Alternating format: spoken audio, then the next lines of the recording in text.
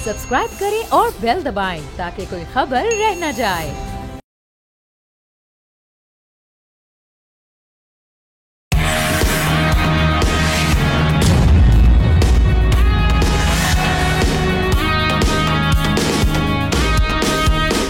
अस्सलामुअलैकुम नाज़रीन, आप देख रहे हैं प्रोग्राम न्यूज पंच और मैं हूं गौहर इशरत। नाज़रीन, अभी असम्बली बने जुमा 8 दिन भी नहीं गुजरे, ऑपोजिशन लीडर का इंतखाब भी नहीं हुआ है, लेकिन ऑपोजिशन जमातों में फूट पड़ चुकी है। और सिर्फ फूट ही नहीं बल्कि इख्तिलाफात की खबरें भी अब गर्दिश करने लगी हैं। पीटीआई की जानिब से कहा जा रहा है कि सुन्नी इत्तेहाद काउंसिल से इत्तेहाद करने में जल्दबाजी हो गई है, जबकि शेर अफजल मरवत तो इसे गलती करार दे चुके हैं, जिस पर रद्द-ए-अमल देते हुए सुन्नी इत्तेहाद काउंसिल के चेयरमैन हामिद रजा ने एक्स पर कहा कि पीटीआई के दोस्त अपने मामला घर में हल करें तो बेहतर है। और सिर्फ यही नहीं कहा है, बड़ी बात कर दी है और कहा गया कि इंतखाबी निशान से लेकर मखसूस नशिस्तों तक मेरे पास वो कुछ बताने को है कि अगर बयान कर दिया गया तो कोई शख्स मुंह दिखाने के काबिल नहीं होगा।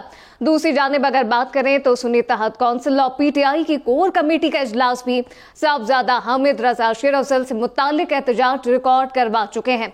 अब इस तमाम तर सूरत हाल पे सवाल ये है कि क्या वाकई पीटीआई से एक बड़ी गलती हो चुकी है या फिर नहीं, क्या कुछ होने जा रहा है। अब पाकिस्तानी सियासत के माहौल में तमाम तर सूरत हाल पे हमारा पैनल हमारे साथ आज मौजूद है।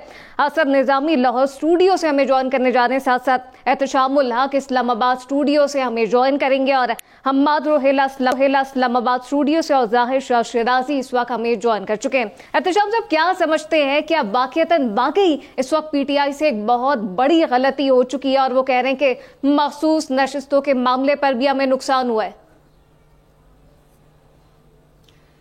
देखें गौर, इख्तलाफात जो गलतियाँ हुई हैं वो तो बहुत सीरियस किस्म की हैं और सीरियस फॉल्ट लाइन नज़र आ रही हैं पार्टी के अंदर। इख्तलाफात जितनी तेज़ी के साथ आगे बढ़ रहे हैं, लेकिन आप देखें ये मामला शुरू कैसे हुआ था। पहले दिन से ही आप देख लें, जब इंटर पार्टी इलेक्शन कराए गए थे और किसने इनको मशवरा दिया था कि जी आप ऐसे ही नॉमिनेशन करवा दें और इसके बाद कोई ज़रूरत नहीं इलेक्शन करवाने की। उसके बाद फिर क्या हुआ, मामलात ख़राब हुए, भला नहीं मिला, काजी साहब फाइज पे इल्ज़ाम देते हैं चीफ जस्टिस पे। उन्होंने तो लॉ पॉइंट पे फैसला किया था, बल्ले का निशान छिन गया। उसके बाद इन्होंने कहा जी अब किधर जाएं। सबसे पहले गए ये पीटीआई नज़रियाती की तरफ कि जी उसमें जम हो जाते हैं, वहाँ उस बंदे ने प्रेस कॉन्फ्रेंस की के खिलाफ वहाँ से भागे। फिर ये गए आप JUI शिरानी ग्रुप की तरफ, वहाँ गए, उनके साथ मामला तय करने की कोशिश की, तय हो गए, फिर वहाँ से भागे। फिर ये गए जनाब, आपने देखा वहदतुल मुस्लिमीन जमात इस्लामी की तरफ गए, वहाँ बात नहीं बनी, फिर वहदतुल मुस्लिमीन के पास गए, वहाँ से मामलात ख़राब हुए या नहीं बन पाए, तो फिर ये आगे सुन्नी इत्तेहाद काउंसिल में। अब यहाँ आने के बाद इख्तलाफात चल रहे थे और ये कल जो बयान दिया शेर अफजल मरवत ने और जिसको तायीद की आपके अली ज़फ़र साहब ने, उसके बाद मामलात ख़राब होना शुरू हो गए। अब देखें ना, अली ज़फ़र साहब क्या कह रहे हैं गौर, वो कहते हैं जी मेरे साथ तो बानी पीटीआई ने जो नाम तय किया था पार्टी के साथ ताउन का, वो तो वहदतुल मुस्लिमीन था। मेरे बाद उनके बाद जो जाके पीटीआई के बानी को मिला है उसके बाद ये सूरत हाल ख़राब होगी। नाम नहीं बता रहे। अब ये जिम्मेदारी किनकी है कि ये बताएं कि जी कौन आदमी गया था। अभी 3-4 बातें जो सामने आई हैं ना, इख्तलाफात बहुत ज़्यादा बढ़ गए हैं और जिस अंदाज से शेर अफजल मरवत गुस्से में बातें कर रहे हैं, एक अज़हर मशवानी इनके स्पोक्समैन में बड़े करीबी आदमी हैं, वो बाय द वे डायरेक्टली उनका नाम ले रहे हैं कि इन्होंने काम ख़राब किया। वो कहते हैं ये तो चपड़ासी रखने के काबिल नहीं है, इसको सेनेट का चेयरमैन बनाने की कोशिश की जा रही है, मेंबर बनाने की कोशिश की जा रही है। इस तरह वो इल्ज़ाम जिस तरह आ रहे, कहा जा रहा है कि सारा मलबा ख़राब किया वकला ने, लेड बाई काजी अनवर साहब, बुजुर्ग रहनुमा भी हैं और वकील भी हैं, और एक खातून का नाम आ रहा है जो आजकल स्पोक्समैन है गंडापुर की, मिशाल यूसुफजई, कि जी इन्होंने मिलकर सारी गेम ख़राब की है। देखिए असल बात यह है कि जी आप जब तक फैसले खुद नहीं करेंगे, बानी पीटे अपने तौर पे नहीं करेंगे, और फिर यह है कि आखिरी कहा जाता है उनके बारे में 6 बंदे जाते हैं गौर, आखिरी की बात सुन लेते हैं, उसके बाद फैसला कर देते हैं, नतीजा आगे जाके भी इनकी सफरिंग शुरू हो जाती है। देखिए ये जो अब जिस अंदाज के सियासत कर रहे हैं ना, जो एक सियासी अमल से गुजर के जो मामला तय करने होते हैं उस तरफ आ नहीं रहे, वो बिल्कुल जिसको कहते हैं मौला जट स्टाइल में अगर आप ये पॉलिटिक्स करने की कोशिश करेंगे तो नतीजा क्या होगा। आज उनकी पार्टी भी सफ़र कर रही है और आप देख लें अपना असम्बली में जाने के बावजूद, बड़ा मैंडेट लेने के बावजूद उनकी मुश्किलात कम नहीं हो रही। अब ये सुन्नी इत्तेहाद के जो रज़ा साहब हैं, अहमद रज़ा साहबजादा, उन्होंने जो बयानबाजी कहा है कि जी मैंने अगर आपके पोल खोलने शुरू किए तो फिर आपको मुंह आप दिखाने के काबिल रहेंगे, तो मेरा ख्याल है ये एक ऐसा सीरियस नुक्ता है कि इस पे अब मेरा ख्याल है वक्त आ गया ये बताएं कि किस बंदे ने, जो आखिरी बंदा था जो मिल के आया बानी पीटीआई को, उसने कहा कि जी आपने फैसला करना था वहदत मुस्लिमीन में जाने का, नहीं किया और सुन्नी इत्तेहाद में आए। कौन था वो? मेरा ख्याल है इतनी फोश गलतियाँ की जा रही हैं, इनको नहीं समझ आ रही कि सियासत इस तरह नहीं चल रही होती। अभी अगले दिन देखें और फिर सॉरी करके वापस भी आते हैं। कल इन्होंने वाशिंगटन में जलसा जुलूस करवाया बहुत ज्यादा IMF वर्ल्ड बैंक के सामने कि जी पाकिस्तान को मदद नहीं जाए। बिल्कुल एहतशाम साहब, इस पे भी प्रोग्राम में आगे चल के बात करेंगे, लेकिन वो क्या कह रहे हैं? हाँ, एक सेकंड आखिरी बात कर लूं, आखिरी बात कर लूं। गौर साहब क्या कह रहे हैं कि जी देखिए हमने तो ऑर्गेनाइज नहीं कराया, जबकि सबको पता है शहबाज गिल ने वहां पे ऑर्गेनाइज कराया, अब डिस्टेंस कर रहे हैं उससे। तो मेरा ख्याल है इस तरह बात नहीं बनेगी जब तक अपनी सफों में ये खुद मामलात को ठीक नहीं करते। जी बिल्कुल, अब वही सिचुएशन है एहतशाम साहब के अपना ही जो इलाक है पीटीआई का, जो अपना ही बनाया हुआ इत्तेहाद है, वो अब पीटीआई को समझ नहीं आ रहा, वो अब अचानक बुरा लगने लगा है। निजामी साहब क्या समझते हैं? ये तो तमाम तर सिचुएशन है ही, लेकिन बानी पीटीआई को कहा जा रहा है जो चेयरमैन है सुन्नी इत्तेहाद के कि उनकी उनसे बात है, तो जो ये फिर पीटीआई की अपनी जो क़यादत है वो अली जफर हो या फिर शेर अफजल मरवत हो, वो कहते दिखाई देते हैं कि जी बहुत बड़ी गलती कर दी हमने सुन्नी इत्तेहाद के साथ इत्तेहाद करके, तो फिर ये किस जानिब इशारा है? अपनी क़यादत आपस में फूट का शिकार? असल में जी बात यह है कि जो हमने माजी में भी देखा कि जैसे ये इंट्रा पार्टी इलेक्शंस का भी जिक्र हुआ, बिल्कुल तब से ये मसले मसाइल चल रहे हैं। वो तो चले बल्ला ले लिया, उसके बाद भी हमने देखा कि एक सेकंड चांस के तौर पे पीटीआई को मिला जो इलेक्शन के अंदर उनकी परफॉर्मेंस थी। उसके बाद उसकी यूटिलाइजेशन जो थी उन्होंने ये नहीं कहा जा सकता बिल्कुल नहीं की। उन्होंने उसके बाद जो उनके पास सोशल मीडिया मशीनरी है और जो ग्राउंड के ऊपर जितनी को फोर्स रह गई है उसके ज़रिए उन्होंने अपनी तरफ से जितना एहतजाज कर सकते थे वो करने की कोशिश की। अलबत्ता मसला सारा ये है कि इस वक्त एक रडरलेस शिप के तौर पे नज़र आ रही है तहरीक इंसाफ। उसकी सिर्फ वाहिद वजह यह है कि ये हमेशा से एक वन मैन शो की तरह चलती रही है पार्टी, जिसके इर्द गिर्द जो बानी पीटीआई वो अपने इर्द गिर्द जो है वो सीनियर लोग जो उनको लगता था सीनियर उनको रखते थे। फ़र्क सिर्फ ये है कि अब वो तमाम तर सीनियर लोग हैं या तो वो पार्टी छोड़ चुके हैं या तो वो जेल में हैं। उसके बाद जो इन्फॉर्मेशन का फ़्लो है, जैसे मैंने पहले भी इसी शो पे शायद जिक्र किया था, वो जो है उसके अंदर एक बहुत बड़ा डिस्कनेक्ट है। जब तक को उन तक पैगाम लेके जाता है वो कब तक उन तक पहुंचता है, कितनी देर वो उसके बारे में सोचते हैं और कब उसके बाद फैसला देते हैं, इसके अंदर बहुत डिस्कनेक्ट है। और 8 फरवरी के बाद से ये सारे मामला जो थे इनके अंदर जो एक स्पीड थी जिसको जल्दी उन्होंने फैसले लिए थे वो हमें नहीं नजर आया। MWM से पहले बात हो रही थी कि उनके साथ हम इत्तेहाद करेंगे, उसके बाद वो बात भी नहीं बन सकी और उसके बाद ये SIC सुन्नी इत्तेहाद काउंसिल के साथ उन्होंने कर लिया। शेर अफजल मरवत साहब ने कहा हमसे गलती हो गई। तो क्या शेर अफजल मरवत साहब जब सोशल मीडिया पे बहुत अपनी फेम बढ़ा रहे थे और वो तमाम तर जगहों पे और फीड्स के ऊपर वो मशहूर हो रहे थे, तब ये गलती नहीं थी? उसके बाद जो अली जफ़र साहब हैं वो तस्लीम करते हैं इस बात को कि जी मरवत साहब की बात को कि जी हाँ जी गलती थी, और वो साथ साथ ये भी कहते हैं कि जी हमें जो है इसको सोच समझ के करना चाहिए था। तो ये दो लोग जो हैं और मिस्टर गौर को मिला लें तो यही तो इस वक्त पीटीआई को लीड कर रहे हैं। ये जो पहले भी एक जी बयानिया शुरू हो गया था कि ये पार्टी जो है ये टेक ओवर हो गई है वकला से, और उनकी जो एक स्टैंडिंग है और उनकी जो सारी बातें होती हैं उनको सुन के आगे ले जाया जाता है सारी चीज़ को। सो ऐसे मामला तो नहीं चलेंगे। अब इसके अंदर ये टेक्निकल जो पॉइंट जो था, जो पेशावर हाई कोर्ट ने भी इनकी जो अपील थी उसको खारिज किया रिजर्व सीट्स के हवाले से, वो एक लिहाज से अगर आप सिर्फ ऑब्जेक्टिवली देखें और इलेक्शन कमीशन का पॉइंट ऑफ व्यू देखें तो वो कहते हैं कि वो पार्लिमानी पार्टी उस तरह से है नहीं। तो ये बात भी पहले पता थी उनको। हालांकि MWM जो थी उसके पास एक नशिस्त थी जो जिसकी वजह से वो एक बेहतर ऑप्शन थी इनके लिए, शायद रिजर्व सीटों के ऊपर इनका जो केस था वो बेहतर होता। अब वही पुराना रेटरिक है जी, हर चीज़ जो है वो हम सुप्रीम कोर्ट लेके जाएंगे, सीटों का मसला जो सुप्रीम कोर्ट लेके जाएंगे, रिजर्व सीटों का मसला सुप्रीम कोर्ट लेके जाएंगे। तो अगर हर चीज़ जो है वो सुप्रीम कोर्ट ने इनके लिए फैसला करना है, इसका मतलब है इंटरनल पार्टी डायनेमिक्स जो हैं उनके अंदर कोई ये अहलियत नहीं रखता कि वो थोड़ी फॉरवर्ड थिंकिंग करे, कोई 2 स्टेप्स अहेड सोचे और कुछ मामला आगे लेके जाए। और मैं चले ये मान लेता हूँ, फ़र्ज़ करें कि अगर इस सारी चीज़ के अंदर जो बानी पीटीआई हैं वो जेल में शायद ना होते फ़र्ज़ करें, और वो इस सारे सिचुएशन के बीच में होते, तो फिर भी क्या इससे कितनी को मुख्तलिफ सिचुएशन आपके सामने आनी थी, क्योंकि उनको जो लोग एडवाइस कर रहे हैं वही इस वक्त मंजर आम पे हैं और वही सारे हमें बयानात दे रहे हैं और वो अपनी गलतियां भी तस्लीम कर रहे हैं। तो इस तरह तो अब ऑपोजिशन के अंदर भी अगर आपके पास तस्लीम की ही जा रही है, लेकिन पहले भी हमने देखा, ये कोई पहली बार नहीं है रोहेला साहब, ये कोई पहली बार नहीं देख रहे हम कि पीटीआई की जानिब से एक यू टर्न लिया गया और अब अपना ही किया हुआ इत्तेहाद पीटीआई को पसंद नहीं आ रहा। आप कह रहे हैं कि नहीं जी बहुत बड़ी गलती हो गई, साथ साथ सुन्नी इत्तेहाद काउंसिल के चेयरमैन वो कहते दिखाई देते हैं। ये बहुत बड़ा इशारा समझते हैं रोहेला साहब है कि वो कह रहे हैं कि अगर मैं वो बातें बता दूं तो बहुत बड़े जो लोग हैं वो मुंह दिखाने के काबिल नहीं रहेंगे। हाँ जी, वो तो देखिए जो हामिद रजा साहब ने कहा कि जी रोहेला साहब जी जी मैं इसको जी कुछ मुख्तलिफ अंदाज में देखता हूँ। मेरे ख्याल से तो ये अच्छी बात है कि पीटीआई अपने किए हुए जो फैसले हैं उस पे बेशक देर से ही सही लेकिन नजरसानी कर रही है, देख रही है कि उससे कहां कहां गलती हुई है। इससे पहले हमने ये देखा है कि पीटीआई अपनी गलती की तरफ आ ही नहीं रही थी।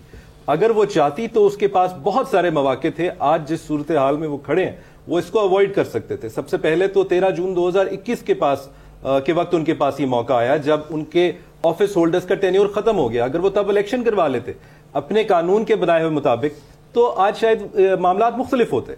फिर उसके बाद उनके पास दोबारा मौका आया जब इलेक्शन कमीशन ने उनको याद दहानी कराई कि आपका वक्त ज्यादा हो चुका है, आपको इलेक्शन कराने की जरूरत है। उस वक्त भी अगर उसकी बात मान ली जाती तो हालात मुख्तलिफ होते, आज चीजें ऐसे ना होती जैसी हैं।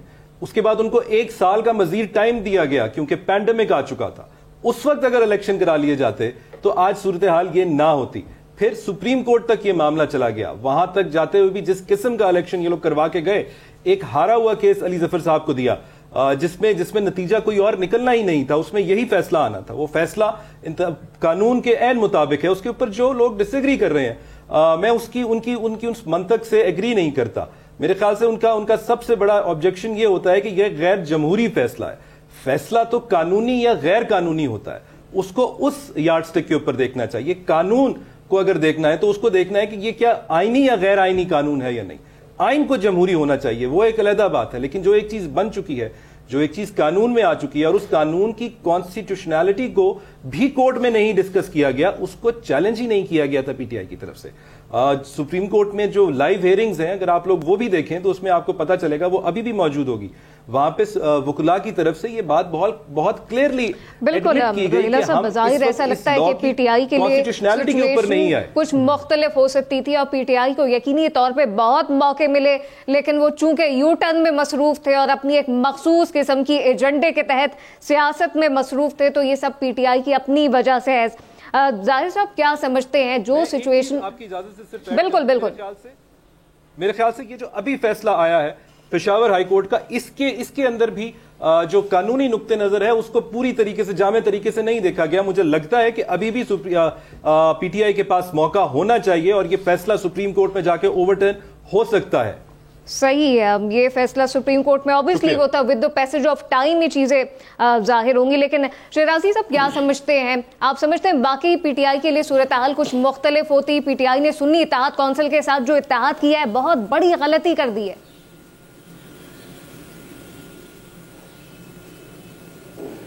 देखिए गलती तो विजिबल नजर आ रही है, पहली गलती नहीं है। जैसे कि रोहेला ने कहा कि शुरू से गलतियां करते रहे, इलेक्शन ना करवाना, बल्कि मैं तो इससे पहले जाऊंगा कि जब असम्बलियां इनको कहा गया कि ना तोड़ी जाए, पंजाब की असम्बली और खैबर पख्तूनख्वा की असम्बली, तो क्यों तोड़ी इन्होंने? क्योंकि उस वक्त से शायद इनका एक पॉलिटिकल जवाल शुरू हुआ था। जब आप सियासी जमात हैं और मुल्क के अंदर सियासत कर रहे हैं, डेमोक्रेसी के ऊपर आपका एक इनिशिएटिव है, तो मेरे ख्याल में ज़ाहिरी बात है कि कवानीन अपनी जगह पे, लेकिन आपने अगर सियासत करनी है तो सियासत उसका एक अलग पैराए में होनी चाहिए। गलती इनको अगर अब एहसास हो रहा है गलती की, और ये देखें गलती कौन मान रहा है, यही वकला की टीम है, यही कानूनदान है जो कि मशावरत भी करते रहे, जो कि मशवरे देते रहे। क्या इनको पता नहीं था कि सुन्नी इत्तेहाद कौंसिल के साथ जाने से उनको नुकसान होगा? ज़ाहिरी बात है कि उन्होंने ना तो इलेक्शन हामिद रजा साहब ने लड़ा अपनी पार्टी के सैंपल के ऊपर, ना उन्होंने कोई लिस्ट सबमिट की, और 2 महीने पहले जनवरी में भी उन्होंने कहा कि हमारे पास लिस्ट नहीं है। देखिए जमात इस्लामी के साथ जो बातचीत चल रही थी वो क्यों स्टबर्ननेस का शिकार हुई, मैं यही कह रही हूँ कि सुन्नी इत्तेहाद के जो चेयरमैन है, कंटिन्यू करना चाह रहा था, वो ये है कि जमात इस्लामी के साथ इनकी तमाम चीजें हो गई थी। जी जी जी कंटिन्यू कीजिए शहराजी साहब।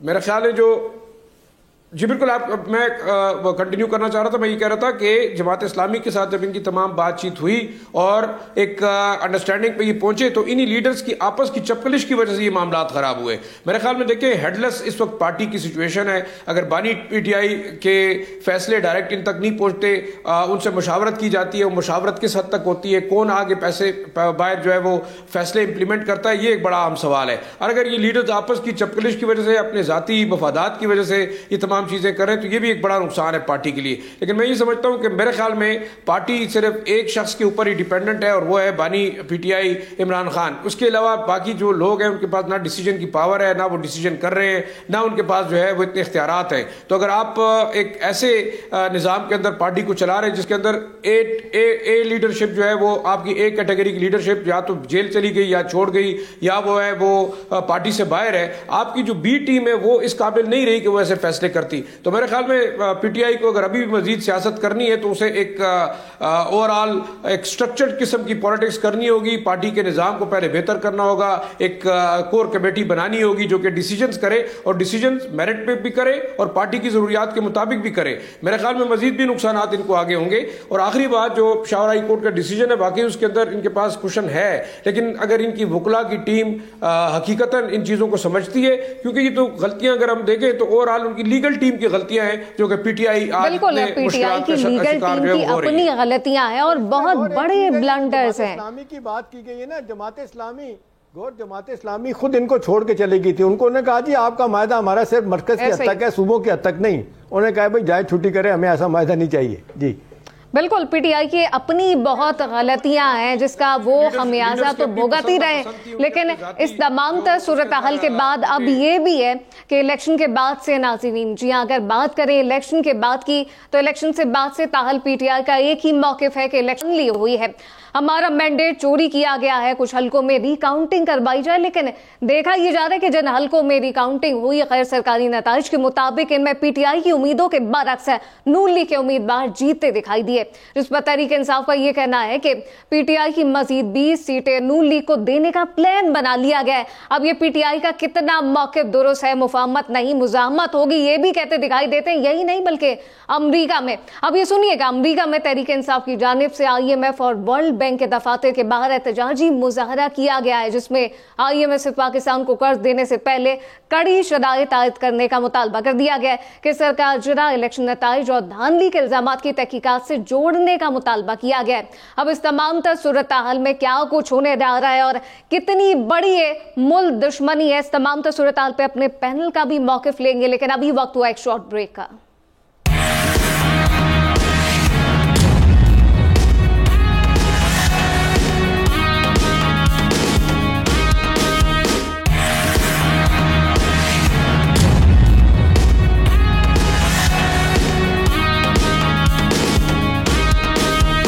ویلکم بیک, اور ہمارا پینل ہمارے ساتھ موجود ہے اور پی ٹی آئی کی جانب سے ایک نیا پروپیگنڈا شروع کر دیا گیا ہے. وہ کیا پروپیگنڈا ہے, اسد نظامی صاحب کیا سمجھتے ہیں پی ٹی آئی کی جانب سے امریکہ میں احتجاج کیا جا رہا ہے؟ جی بالکل, یہ اس ایک پیج پہ میرے خیال میں یہ گورنمنٹس تمام اپوزیشن ان کو ہونا چاہیے کہ آئی ایم ایف جو ہے ہماری ضرورت ہے. یہ جو احتجاج ہے یہ اس کے اندر تھوڑی سی جو ان کے مطالبات تھے وہ بھی انٹرسٹنگ تھے. وہ یہ کہتے ہیں جی کہ جو شرائط ہیں وہ آپ بہت سخت رکھیں اس گورنمنٹ کے لیے, آئی ایم ایف کو یہ کہہ رہے تھے.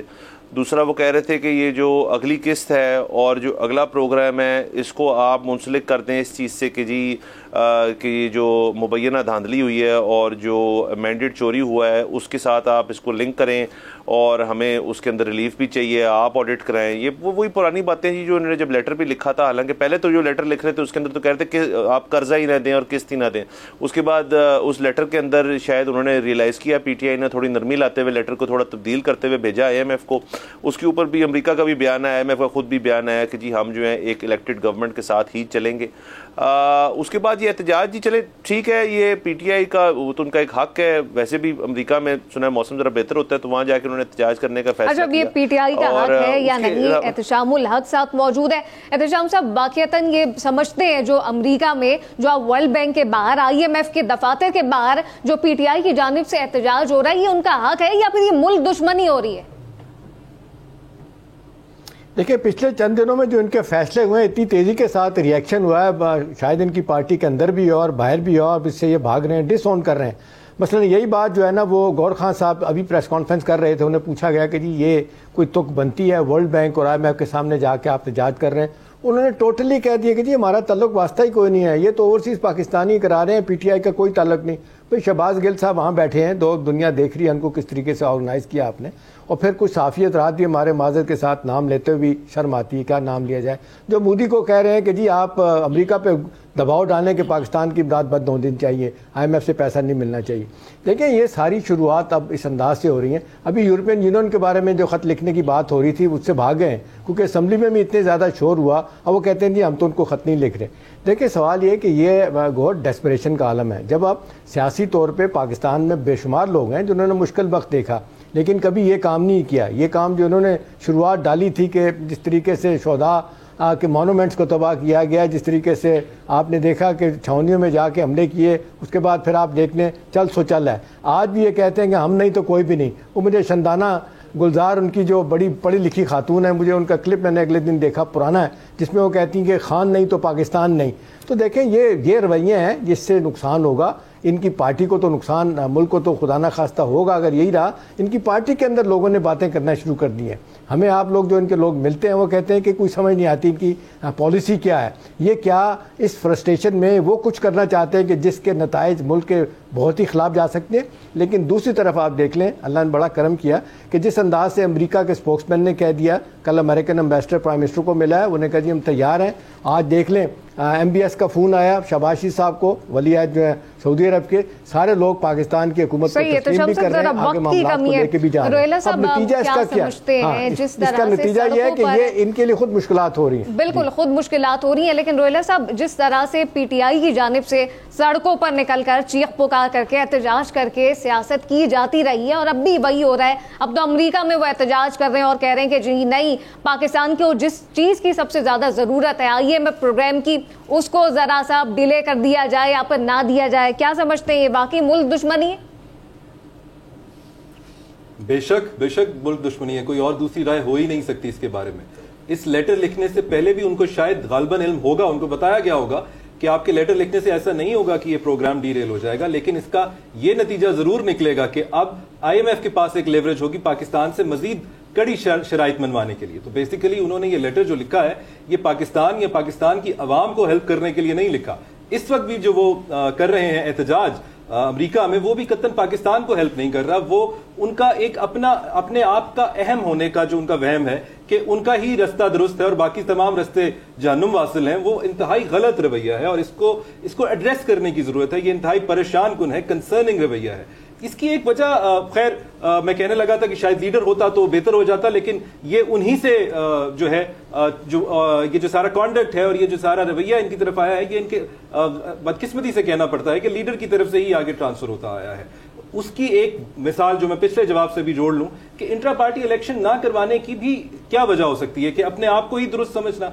माई वे और द हाईवे वाली पॉलिटिक्स जो है वो इस मुल्क में कब तक चलेगी? ये सिर्फ PTI ही नहीं, बाकी पार्टीज के अंदर भी आपको यही गैर जमहूरी रवैये नजर आते हैं। लेकिन PTI तो एक जमहूरियत के नाम पर आई थी, तब्दीली के नाम पर आई थी, और अगर वो भी आके अपने आप को प्राइवेट लिमिटेड पार्टी के तौर पर ही आगे लेकर चलना चाहती है तो फिर उसमें और बाकी पार्टीज में कोई फर्क नहीं रह जाता। जो ये जारहाना रवैये हैं, ये खुद इस बिल्कुल ये जारहाना रवैये हैं। राजी साहब, आपका क्या मौक़िफ़ है इस पे?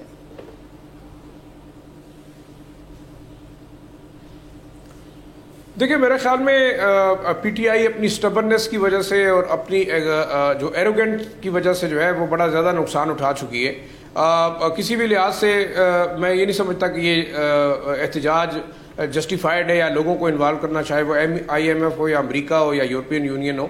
लेकिन बदकिस्मती पाकिस्तान के अंदर ये कि हमारे हुक्मरान जब हुकूमत में होते हैं तो पाकिस्तान सबसे बेहतर होता है, पाकिस्तान सबसे आगे होता है उनके लिए, क्योंकि वो बरसरे इक़्तिदार होते हैं, उनकी बादशाहत होती है। लेकिन जिस वक्त भी आप देखें, चाहे ये मेरे ख्याल में तहरीक इंसाफ का रवैया नहीं है कि ये फर्स्ट टाइम प्रोटेस्ट करी। आपने देखा पीपल्स पार्टी में जब बेनज़ीर भुट्टो साहिबा की हुकूमत गिराई गई तो उन्होंने फिर किसको ख़त लिखा कि इवन इस हद तक इल्ज़ामात लगाए कि पाकिस्तान की جو فوج ہے وہ طالبانائزیشن کر رہی ہے پاکستان کے اندر, اور یہ ایک روک سٹیٹ ہے اور ملیٹنسی کو پروموٹ کر رہی ہے. اسی طرح میاں نواز شریف صاحب کو جب نکالا گیا اقتدار سے تو وہ بھی یہی چیخیں مار رہے تھے. ہمارے یہاں بدقسمتی سیاستدانوں کی یہ کہ یہ کرسی کے ساتھ جو ہے وہ مرنا چاہتے ہیں, کیونکہ جب اپنی زندگی کے اندر آپ ان کو کرسی سے ہٹاتے ہیں تو ان کو جو ہے وہ تمام چیزیں بری نظر آنی شروع ہوتی ہیں. تو میں بالکل نہیں سمجھتا کہ تحریک انصاف کا کوئی ایسا ایکشن جو کہ پاکستان کی سولیڈیرٹی اور پاکستان کے انٹرسٹ کو جو ہے وہ نقصان پہنچائے وہ ایکسیپٹیبل ہوگا. ہاں دوسری طرف ایک چیز جو مجھے نظر آ رہی ہے وہ اپنی پالیٹکس یا وہ جو پاپولر پالیٹکس کھیلنے کی کوشش کر رہے ہیں کہ پاکستان کے اندر الیکشن جو ہے وہ فیئر اینڈ فری نہیں تھے. پاکستان کے جو اقتدار ہے, جو حکومت جن لوگوں کو دی گئی ہے شاید وہ غلط ہے. اس کے اوپر اگر آپ بات کرنا چاہتے ہیں تو آپ کے پاس دوسرے فورمز ہیں, آپ کے اندر پاکستان کے عدالتیں ہیں, الیکشن ٹریبونل ہے, آپ کی اپنی عدالتیں ہیں. ہاں اگر آپ کو وہ عدالتیں انصاف نہیں دیتی تو پھر آپ بے شک انٹرنیشنل لیول کے اوپر بھی پروٹیسٹ کر سکتے ہیں. ساتھ ساتھ جیسے انہوں نے ابھی پاکستان کے اندر کال دی ہے پروٹیسٹ کی, تو کیا یہ پولرائزیشن مزید بڑھے گی, کیا ہم مزید کانفلکٹ کی طرف جائیں گے, کیا پاکستان ڈیسٹیبلائز رہے گا؟ میرے خیال میں سیاسی جماعتوں کو اب ایک پیج پہ ہونا ہوگا. بات ہو رہی ہے وہاں پہ آئی ایم ایف کا مسئولین اس وقت پاکستان میں موجود ہے. پاکستان سے مطالبہ کیا تھا کہ وہ وفاقی اور صوبائی حکومتوں کے درمیان مالی وسائل کی تقسیم میں جاری عدم توازن دور کرنے کے لیے این ایف سی ایوارڈ پر نظر ثانی کرے, لیکن پاکستان نے این ایف سی فارمولے میں تبدیلی کا آئی ایم ایف کا مطالبہ مسترد کرتے ہوئے ساتھ ساتھ کہا کہ این ایف سی پر خلاف آئین کوئی تجویز منظور نہیں کی جائے گی. اب اس تمام تر صورتحال پہ سوال یہ ہے کہ پاکستان نے مطالبہ ماننے سے منع تو رد کر دیا ہے, لیکن کہیں اس کا اثر قرض پروگرام پر تو نہیں پڑے گا, اور ساتھ ساتھ کیا پاکستان کی معاشی صورتحال ہے آئی ایم ایف کے مطالبات پر انکار کی متحمل ہو سکتی ہے یا پھر نہیں؟ ظاہر شاہ شیرازی صاحب کیا سمجھتے ہیں اس پر؟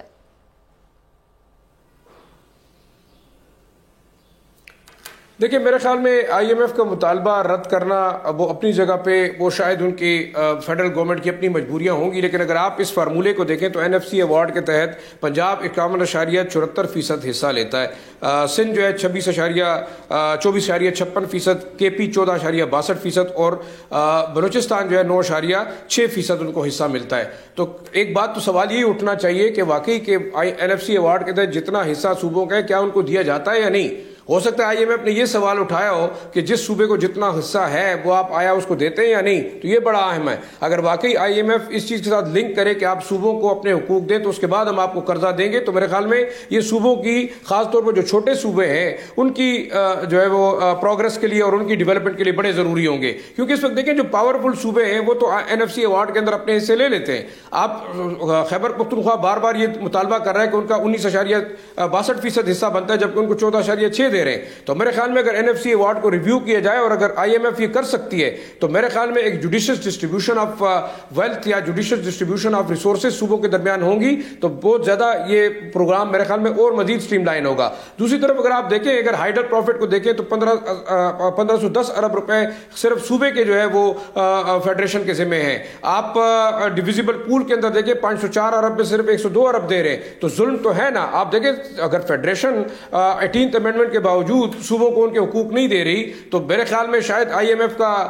یہ پوائنٹ بڑا اہم مجھے لگتا ہے کہ وہ اگر یہ کرے کو فیڈرل گورنمنٹ کے مجبور کیا جائے کہ آپ جوڈیشس ڈسٹریبیوشن آف ویلتھ کریں این ایف سی کے تحت جو تمام صوبوں کو اپنے حقوق دیں, تو میرے خیال میں ڈیولپمنٹ گراس روٹ لیول تک جائے گی. انکار تو کر دیا ہے, مطالبہ رد تو کر دیا گیا ہے, لیکن کیا پاکستان کی معاشی جو صورتحال ہے آئی ایم ایف کے مطالبات پر انکار کی متحمل ہو سکتی ہے؟ دیکھیں مجھے نہیں لگتا غور کہ اتنی سختی کے ساتھ مطالبہ مسترد کر دیا گیا. اگر کر بھی دیا گیا ہے تو یہ سوری کر کے واپس بھی ہو جائے گا. اس کی وجہ یہ ہے کہ یہ این ایف سی کے اوپر ہمارے الیکشن سے پہلے شہباز شریف صاحب جو ہے نا بڑا واضح طور پہ آنے کے بعد بھی پرائم منسٹر بننے کے بعد بھی وہ کہہ چکے ہیں جی اس پہ نظر ثانی کریں گے. اور یہ مطالبہ ایم کیو ایم نے کیا تھا. دو چیزیں, ایک این ایف سی ایوارڈ کی تھی اور دوسرا انہوں نے کہا تھا کہ یہ جو آپ نے اپنا ڈیزالو کیے ہیں اپنا صوبوں کو مختلف منسٹریز, اس کا جو کام تھا کہ جی نچلی سطح تک فنڈز کو لے کے جانا وہ نہیں لے کے گئے. احتشام صاحب اس پر پیپلز پارٹی کا بھی آپ کو پتا ہے کہ ایک سخت ٹیک ہے, انہوں نے بھی منع ہی کیا ہے اس پہ. دیکھیں منع کیا, لیکن پیپلز پارٹی تو آپ نے دیکھا کل آپ نے اسمبلی میں جس انداز سے وہ بل جو دوبارہ منظور کرنے تھے, ان کو توسیع دینی تھی آرڈیننس کو, انہوں نے مخالفت کی تھی, لیکن الٹیمیٹلی ووٹ انہوں نے اس کے حق میں دیا تھا جو گورنمنٹ چاہ رہی تھی. دیکھیں اب سوال اس وقت یہ ہے کہ کیا پاکستان ایسا کر سکتا ہے؟ تو دیانتداری کی بات غور یہ ہے کہ 2010 میں جب NFC ایوارڈ 7واں تھا اس کو ریویو کیا گیا تو 1 گو میں 47.5 سے 57.5% کر دیا گیا, یعنی صوبوں کو 10% 1 گو میں ان کو جس کو کہتے ہیں ان کے فنڈز بڑھا دیے گئے. مجھے اچھی طرح یاد ہے اس وقت جو فائنانس منسٹر تھے شیخ صاحب, انہوں نے یہ کہا تھا کہ جی صوبے جو ہے نا وہ امیر ہو گیا, مرکز حفیظ شیخ صاحب مرکز جو ہے نا وہ کمزور ہو گیا اور وہ غریب ہو گیا. دیکھیں اب صورتحال جس طرف جا رہی ہے, جو کرنے والی بات ہے غور وہ یہ ہے کہ صوبے اپنے ٹیکسز کیوں نہیں جنریٹ کرتے, وہ اتنے بڑے ان کے پاس وسائل ہیں وہ لے, اور وہ سارا کا سارا دیکھیں نا سب کچھ کرنے کے بعد پرائم منسٹر نے اوپنلی کہہ دیا ہے کہ جی جس انداز سے پاکستان کے پاس ٹوٹل 1400 ارب روپیہ اکٹھا ہوتا ہے, جس میں سے وہ کہتے ہیں 7000 ارب روپیہ ہم صوبوں کو دے دیتے ہیں, اس کے بعد 8000 روپیہ جو ارب جو ہے نا ہم نے دینا ہے کس مد میں, قرضوں کی مد میں, اور یہ اس پہ جب دے رہے ہوتے ہیں تو $3 بلین پہلے یہ منفی میں جا رہے ہوتے ہیں, 3000 ارب منفی میں جا رہے ہوتے ہیں. تو یہ اب انوائبل ہے, یہ ورکیبل نہیں رہا, اس کو ریویو کرنا چاہیے, اور جہاں پہ غلطی ہے اس کو ٹھیک کرنے کی ضرورت ہے. صوبے تو مزے کر رہے ہیں, ان کو تو پیسہ دیشا مل جاتا ہے, اپنے طور پہ پیسہ جنریٹ نہیں کر رہے.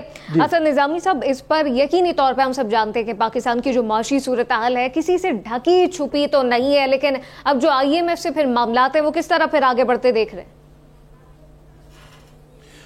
دیکھیں جی, IMF کے ساتھ جو ہماری آخری ٹرانچ ہے اس کی حد تک تو بات جو ہے وہ شروع ہے, اور وہ لاسٹ ریویو جو ہے وہ ابھی تک تو پازیٹیو نظر آ رہا ہے, اور یہ تو ہمارے جو نئے انفارمیشن منسٹر ہیں انہوں نے بھی یہ بات کی ہے. IMF کی حد تک ایک اچھی بات یہ ہے کہ ماضی کی جو 2 گورنمنٹس ہیں ان سے یہ تھوڑی سی ڈفرینٹ اپروچ ہے. ماضی میں ہم نے دیکھا ہے 2018 میں جب اسد عمر صاحب آئے تھے فائنانس منسٹر بننے تھے تو انہوں نے بھی کہا تھا ہم IMF کے پاس نہیں جائیں گے. اس کے بعد PDM کے اندر بھی اسحاق ڈار صاحب کی بھی ریزرویشنس تھی کہ جی ہم شاید نہ جائیں, یا ان کو آنکھیں دکھا رہے تھے, تو اس کا بھی بڑا مسئلہ ہوا. اس دفعہ جو نئے ہمارے فائنانس منسٹر جو اورنگزیب صاحب جو اس قسم کی کوئی بات نہیں کی, تو شکر ہے کہ یہ گورنمنٹ جو ہے اس چیز کو تسلیم کرتی ہے کہ IMF کے بغیر جو ہے یہ معاملات حل نہیں ہوں گے. اس کے علاوہ جو آگے جاتے ہوئے اگلا پروگرام ہے وہ ہم نے جو ان سے مطالبہ کیا IMF سے, وہ تو کوئی لانگ ٹرم بڑا ایک پروگرام کرنا چاہ رہے ہیں. البتہ IMF جو ہے وہ میڈیم ٹرم پروگرام کے اوپر زیادہ فوکس کر رہا ہے, اور آئی تھنک اسی چیز کے اوپر زیادہ جو ان کی ڈسکشن ہے ہوئے گی. اس کے علاوہ جو اور کچھ معاملات ہیں معیشی, اس کے اندر جو چائنا کے اندر جو پینڈا بانڈ ہے اس کے اوپر بھی بات ہو رہی ہے, اور جو بوم بس سائیکل ہے اس کو اینڈ کرنے کی جو ساری بات کی گئی ہے. IMF کا دیکھیں جی جو نیگوشیشن ہے اس دفعہ ہمارے پاس ٹیبل پہ جو لوگ ہیں وہ ایک بہتر ٹیم اس وقت نظر آ رہی ہے, اور یہ تو ظاہر ان کی پرفارمنس آگے جا کے پتہ چلے گی. اب تک جو ان کے جو باتیں ہیں اور سارا وہ جو اپنا ویژن رکھا ہے جو ان کا منشور بھی ہے 5 سال کا, اس کے اندر تو یہ لگ رہا ہے کہ IMF کو ساتھ لے کے چلائیں گے, جو کہ اچھی بات ہے. رہی بات کہ جی NFC ایوارڈ والی بات جو ہم نے مسترد کی ہے, اس کے اندر میرے خیال میں اپنے آپ کو تھوڑا سا روم دیتے ہوئے اس چیز کو ریجیکٹ کیا گیا ہے. آنے والے دنوں کے اندر جیسے میں نے اسی شو پہ ڈسکس کیا کہ IMF کے بغیر اور ان کی بات کو نہ کرنے کا ہمارے پاس اب آپشن رہی نہیں ہے, اس ملک کے پاس بالکل کوئی آپشن نہیں رہی. تو آگے جا کے اگر اس کو بھی اسٹریم لائن کرنے کا تھا کہ انہوں نے یہ نہیں کہا کہ اس کے اندر آپ ایسی چیزیں کریں, اقدامات کریں جن سے تمام تر لوگ جو ہے ناراض ہیں یا حکومت نہ کر پائے, انہوں نے کہا اس کو ریویو کریں. تو وہ ریویو کرنے میں تو کوئی حرج نہیں ہے, اور آگے جا کے میرے خیال میں یہ بھی آن دی ٹیبل ہی رہے گی بات نہیں ہے. لیکن حماد روہیلا صاحب, اس وقت مطالبات بھی ہے IMF کے ساتھ ساتھ پاکستان کا انکار بھی ہے, کیا کہیں گے؟ جی میں جو میرے دیگر پینل ممبرز نے باتیں کہی ہیں, بہت درست باتیں کہی ہیں, میں ان کی باتوں سے ایگری کرتا ہوں. جو کرنٹ گورنمنٹ کے بارے میں بات کی جا رہی ہے وہ بھی درست ہے. جو ہمارے فائنانس منسٹر آئے ہیں ان کی ایک بات تو خاص طور پہ میں بتانا چاہوں گا, جو کلیئرٹی آف تھاٹس ان کے اندر نظر آئی. انہوں نے ایک اپنے انٹرویو میں کہا ہے کہ یہ جو پروگرام ہے یہ پاکستان کا پروگرام ہے اور اس کو IMF اسسٹ کر رہا ہے. مطلب اس چیز کی ایکسیپٹنس ہے کہ یہ پروگرام ہمارے لیے ضروری ہے اور اس میں ہماری بہتری کی بات ہو رہی ہے, اور اس کے بغیر ہم آگے نہیں چل سکتے. تو اب جہاں پر آپ دیکھتے ہیں کہ پھر IMF کی آخر آبجیکشنز ہیں کیا, اس کے آبجیکشنز ہیں کہ آپ اپنے PPAs کے ساتھ اپنے ایگریمنٹس ریوزٹ کریں. تو کیا وہ ہمارے فیور میں بات نہیں کر رہے؟ ہم نے IPPs کے ساتھ جو کیپیسٹی کے اوپر ایگریمنٹس کیے ہوئے ہیں, کیا وہ ہمارے معاشی طور پہ ہمیں کرنے چاہیے تھے, نہیں کرنے چاہیے تھے؟ بغیر کسی کمپیٹیٹیو بڈنگ کے ہم نے وہ ایگریمنٹ سائن کر لیے, اس کے بارے میں بات ہونی چاہیے. پھر ساتھ ہی ساتھ نجکاری پہ بات ہو رہی ہے. نیشنلائزیشن سے آج تک ہم نے کیا حاصل کیا ہے؟ ہم پھر ایک طرف کہتے ہیں ہماری طرف امبانی جیسے برانڈز نہیں ہیں, दूसरी तरफ हम ऐसे लोगों को रहने भी नहीं देते अपने मुल्क में, हम फिर कहते हैं स्टार्टअप कल्चर नहीं है। तो ऐसा कोई देयर इज नोबडी जिसकी तरफ हमारी अवाम लुक अप टू कर सके और आगे आ सके। तो ये नेशनलाइजेशन ने भी अभी तक हमारे मुल्क को कोई खास फायदा तो नहीं दिया, हमें किसी ऐसी जगह पे तो नहीं छोड़ा। इसी तरीके से अगर हम SIFC की बात करें तो ये एक वेल एस्टैब्लिश्ड और जो है वेल सेटल्ड मैकेनिज्म है। 1936 से जरूर उसके हमारे मुल्क में जब अब आज़ादी से पहले भी था, उसके बाद भी रेजमेंट प्रोग्राम के सूरत में रहा और फिर इसको नेशनल फाइनेंस कमीशन का नाम दे दिया गया। इसको आईनी कवर भी हासिल है, लेकिन उसी आइन के अंदर यह भी लिखा हुआ है कि हर 5 साल बाद इसको रिकॉन्स्टिट्यूट किया जाएगा। 2010 से लेकर अभी तक इसके बारे में इसको रिविजिट नहीं किया गया इस अवार्ड को। और इसके अंदर जो बहुत इससे पहले तो 100% पॉपुलेशन के ऊपर जो है डिस्ट्रीब्यूशन होती थी, लेकिन 2010 के बाद 82% अभी भी पॉपुलेशन के ऊपर है, जिससे एक मैसेज ये जाता है कि जिस सूबे को ज्यादा पैसे चाहिए वो ज्यादा आबादी बढ़ा ले। आबादी हमारे लिए एक बहुत बड़ा मसला है, तो इस किस्म के इंडिकेटर्स के ऊपर रहना और इस चीज को रिविजिट ना करना, बिल्कुल हर चीज को एक रेड लाइन बना देना, इससे कोई बात आगे नहीं चल सकती। चीज को रेड लाइन बनाता है। आज के शो से फिल वक्त इतना ही। मुझे और मेरे पैनल को दीजिए इजाजत।